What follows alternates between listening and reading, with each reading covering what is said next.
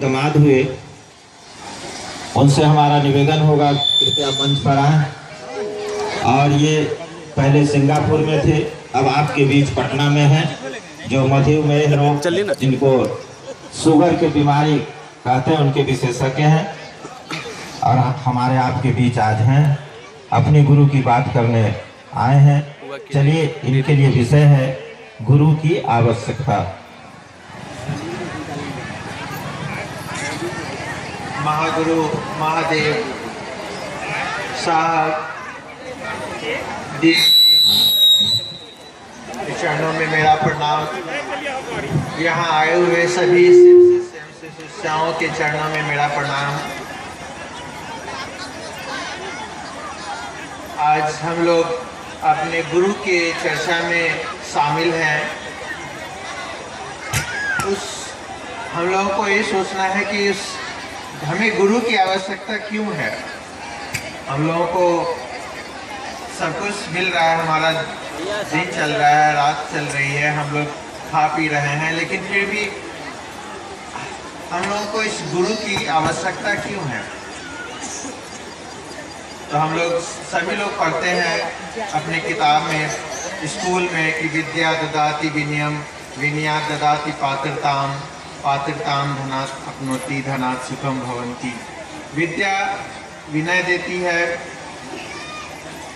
उसके बाद हमें धन होता है विद्या से पाके, और धन जब होता है तब हम लोग सुख करते हैं।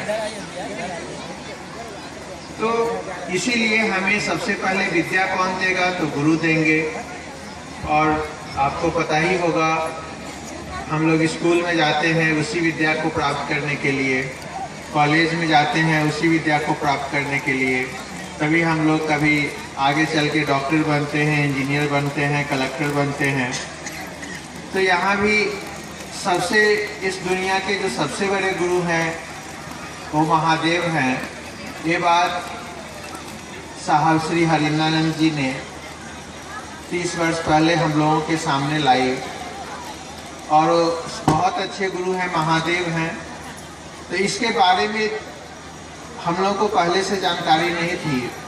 हम लोग बहुत से ऋषि मुनियों को, बहुत से जो कहीं पे पुजारी होते हैं, कहीं पे कोई मुनि होते हैं, उनको गुरु बनाते थे, लेकिन उससे भी अच्छे गुरु हम लोगों को अब मिल गए हैं। महादेव मिल गए हैं, साक्षात देवाधिदेव महादेव मिल गए हैं। तो उसी शिव को, उसी महादेव को हम लोग अपना गुरु बनाने के लिए बस 3 ही सूत्र किए जाते हैं। आप सभी को पता ही होगा कि महादेव हैं तो उनसे दया मांगिए, चर्चा करिए और प्रणाम करिए। और इस गुरु को बनाने के लिए शिष्यानुभूति में साहब खुद लिखते हैं कि आप श्रद्धा दें, आपको उनके प्रति विश्वास हो या न हो, समर्पण हो या न हो, उसके बावजूद भी वो गुरु का काम करते हैं।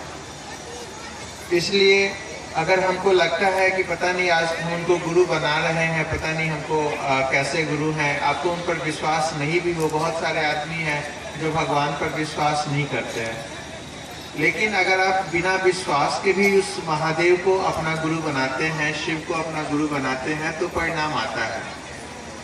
शिष्यानुभूति में साहब साफ साफ लिखते हैं कि अश्रद्धा, अविश्वास और बिना समर्पण के भी शिव की गुरु की दया होती है।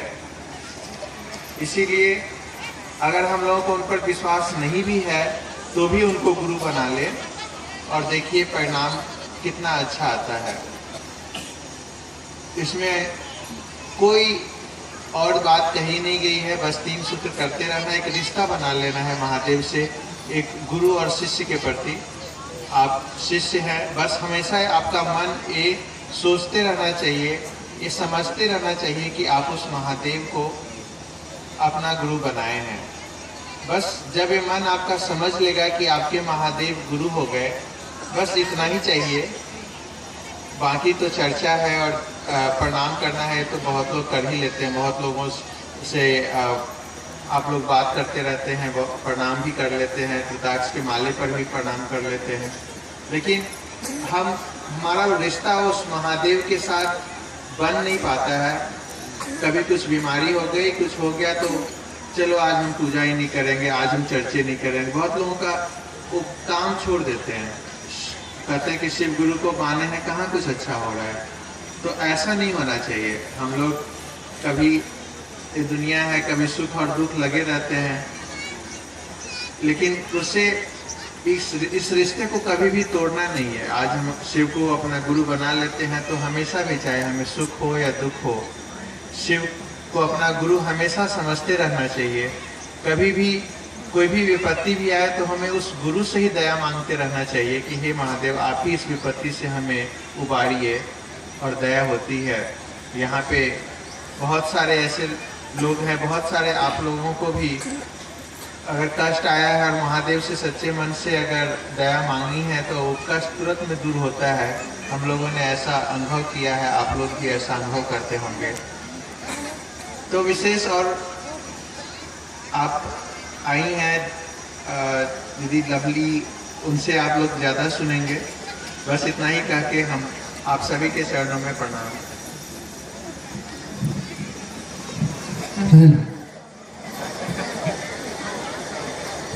जिनके इंतज़ार में हम आप सुबह से यहाँ बैठे हैं कि कब उनका आगमन होगा,